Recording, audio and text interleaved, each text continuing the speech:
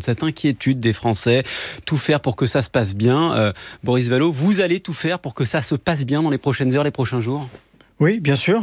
Et j'espère que d'autres, avec les socialistes, le feront aussi. Je dois dire que la motion de censure, c'est aussi la conséquence de l'échec de la méthode Barnier. Nous avions contesté, à travers une première motion de censure, les conditions de la nomination de Michel Barnier. C'est-à-dire déjà avec le soutien du Rassemblement national. Mais j'avais eu l'occasion, dans ma réponse, de dire que les socialistes joueraient toujours le jeu du Parlement, chercheraient toujours le dialogue et le débat pour ramener ce que j'avais appelé des victoires à la maison. Et dans ce débat parlementaire, nous avons fait des propositions. Nous avons continuellement, pas à pas, cherché des compromis. Mais il se trouve que le Premier ministre avait décidé de faire du Rassemblement national son seul interlocuteur et d'essayer de composer avec un socle commun qui n'avait pas toujours grand-chose en commun. Alors la situation a totalement changé hier. Vous avez dit dans l'hémicycle, le pouvoir désormais est ici, à l'Assemblée nationale. Qu'est-ce que vous allez en faire de ce pouvoir ? Comment est-ce que vous allez l'exercer ? Exercer le pouvoir, c'est d'abord pour moi être des parlementaires adultes.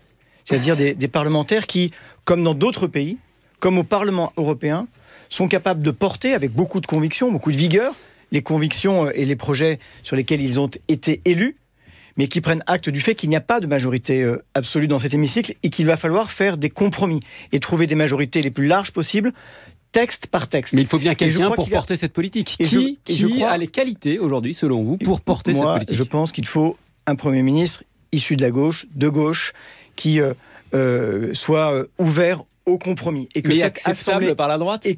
Mais ce qui sera acceptable, c'est d'abord une méthode et des compromis. Vous savez, les organisations syndicales sont capables de commencer des discussions en s'entendant sur un accord de méthode. Je crois que c'est un bon préalable que de se mettre d'accord sur une méthode pour construire des compromis. En tout cas, moi, ce que je demande au président de la République, c'est en effet un Premier ministre de gauche qui prend l'engagement de travailler à ces compromis.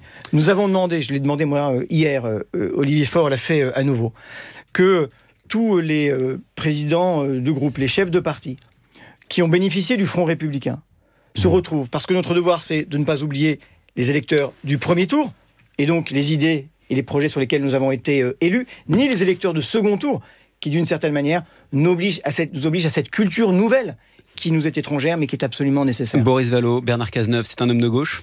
Mais écoutez, vous savez, je connais très bien le name dropping, et je vois bien qu'à chaque fois qu'on donne un nom, il est le sujet de politique. Moi, je ne disqualifie par principe personne, parce que ce serait prendre le risque de n'avoir personne. Et donc je veux un Premier ministre ou une Première ministre qui soit issu de la gauche. Vous savez pourquoi on vous pose la question ? J'ai bien compris. Mais parce qu'elle est importante, cette question. Vous avez parlé de méthode, vous avez parlé d'identité politique.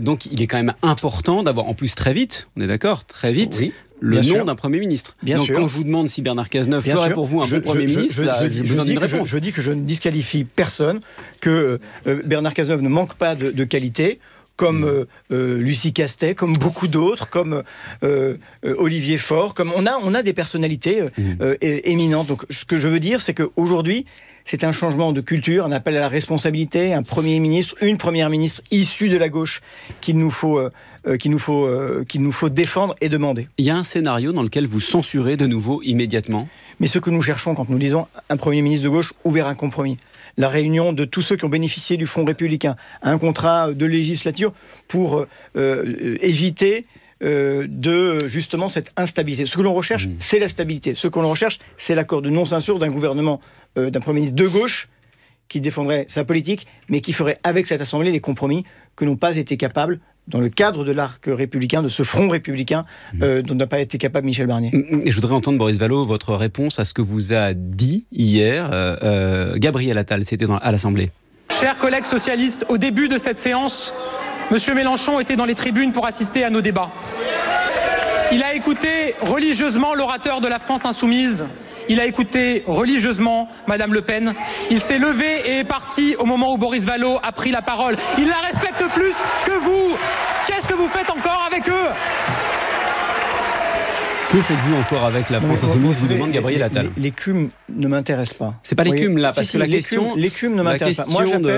Moi j'appelle tous les républicains authentiques, tous ceux qui ont été les initiateurs et les bénéficiaires de ce front républicain à la responsabilité. Je le dis, un Premier ministre issu de la gauche, ouvert au compromis. La réunion la plus rapide possible, comme nous le demandons, de tous ceux, chefs de parti ou présidents de groupe. Mais vous savez pourquoi vous posez la question ? Vous demandez les conditions d'une non-censure et vous savez que pour qu'il y ait des conditions d'une non-censure pour une partie du groupe de Gabriel Attal et des Républicains, il ne faut pas que vous soyez allié avec la France Insoumise. Mais que cela se rappelle des conditions de leur élection. Monsieur Darmanin, Madame Borne ont bénéficié de ce front républicain.